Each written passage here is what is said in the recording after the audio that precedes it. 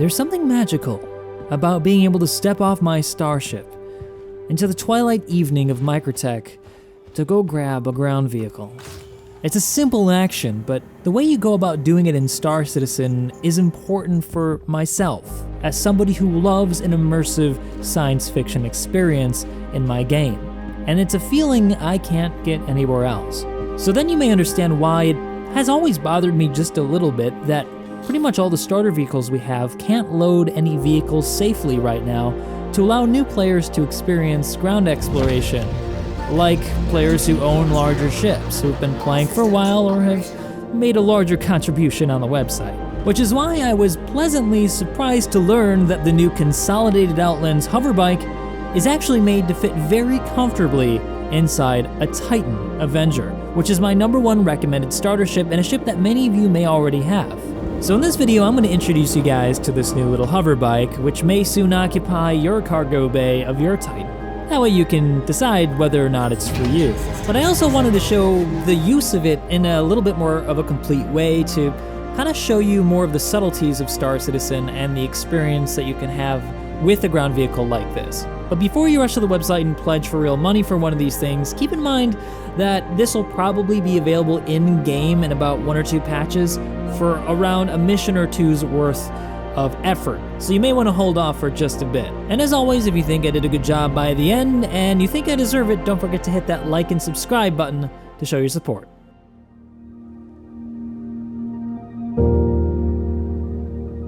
To be frank, when I first saw this thing, I wasn't super impressed by its design. I felt like it was kind of a little bit strange, especially for Consolidated Outlands. But then I remembered that they also designed the Nomad recently, and if you look at that ship, you'll see a lot of design cues in common with the Hoverbike. Notice the inlets, the shape language where it's very angular and wide.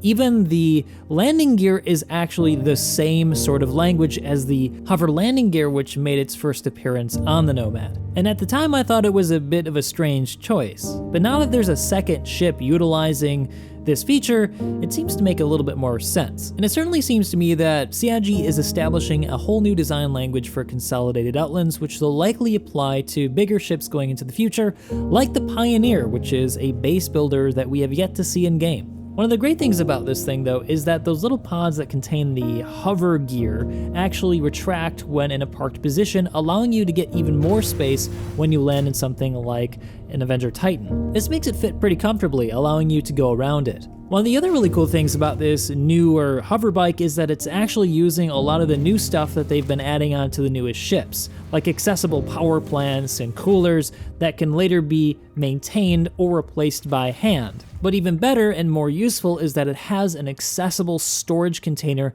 that you can drop stuff into.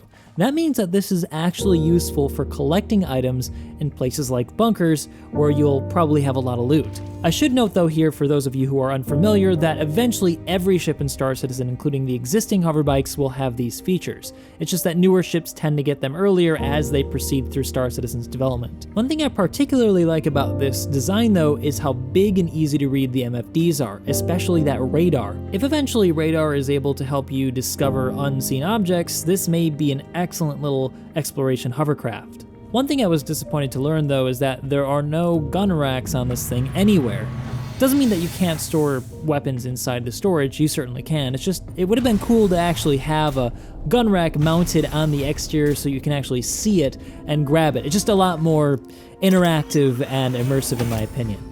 But now let's put this thing to use. And as I said earlier in the video, it's going to be a little bit more of a complete experience. I'll cut out some of the bits you've probably seen before in other videos, but I want the immersive experience to really sink in. So let's go and get our mission here to do a bunker mission where I think this thing will actually be pretty useful for new players, and go ahead and grab some loot. Alright, so I've just warped in now to the data center where I need to go and help defend the occupants and get rid of some pirates. Going through some pretty heavy cloud cover here though makes it so I can't get a really clear view of what's ahead. Whether or not there are any pirates above it that I need to fight, or if there are any turrets I need to worry about. Now, for a lot of you guys who are new to Star Citizen, a lot of these bunkers actually have ground defenses, and every patch sees them being a little bit more formidable. 3.16 saw them do something to the prediction of turrets, making them also a bit more deadly, so I'm going to be cautious. Well, it doesn't look like there are any turrets here to shoot at me, so I'm gonna just land on the opposite side of this mountain and come in just to be safe. Better safe than sorry, right? Don't want to be stranded out here and have to rely on somebody to pick me up. Now that I'm here, though, I actually recall that I think that these missions, the ones where you have to go defend the bunker, don't actually have hostile turrets. It's only the ones where you have to kill pirates or assassinate pirates or something like that for the bounty hunting missions. So, yeah, keep that in mind.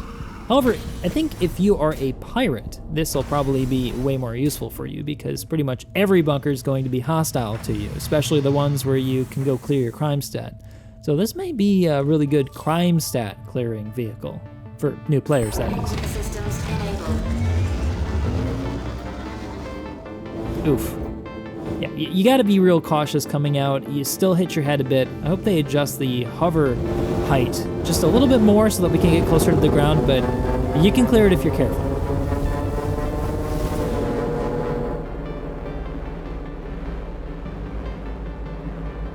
But the new hover tech won't let me slam into the ground, so we're good.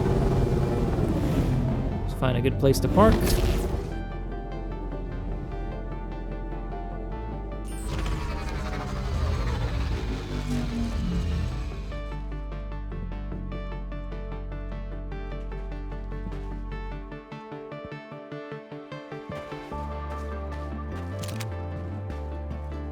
Looks like the security has killed most of them. Oh, there's one. Doing a little bit of a laggy jig there. No problem. This 45 is pretty dang good at dropping people. It's only a pistol, but... Oh, here comes one. Left, right, going to the back. Oh, my aim is so amazing. Oh, he's shooting back. Alright, so tick right on the server ain't too bad. Oh, there's two of them shooting at me. Uh-oh. Quickly. Alright, stop the bleeding, and it looks like the mission's over. Well, alright. That was easy. Time to get some loot. What do we got here? A loot box. Alright, some fruit. Oh, and some pistols. And this new bearing sight. I love this thing. These 1, 2, and 3 times sights, you can only get them in these loot boxes, and they are amazing. They have great picture, sight picture. Alright, let's hunt around for a few more, and we'll get out of here.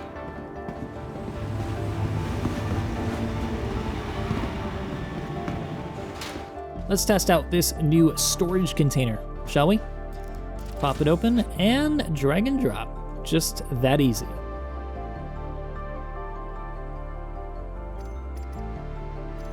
All right, it's all loaded up, and now we can head on over back to the Titan.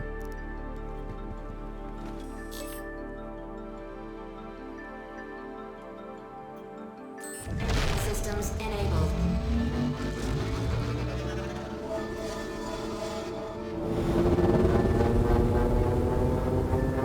Get some air here. Get a little bit lower to the ground, and... Oh, don't slow down too much. Here we go. Woo! It's fun to get some air in this thing.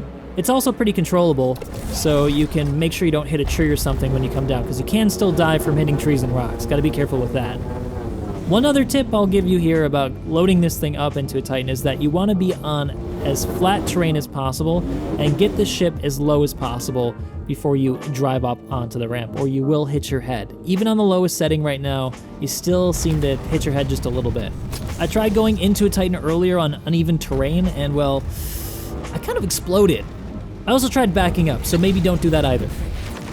Look, I'm not going to deny that Star Citizen's physics can still be kind of jank, but they're getting better, slowly. So anyway, guys, I hope you enjoyed the video and this little bit of a gameplay experience tacked onto the review. It's ultimately not a very big ship to review, so I thought it'd be fun to see it in action to give you a better idea of how it performs. That's it for now. I'll see you guys next time.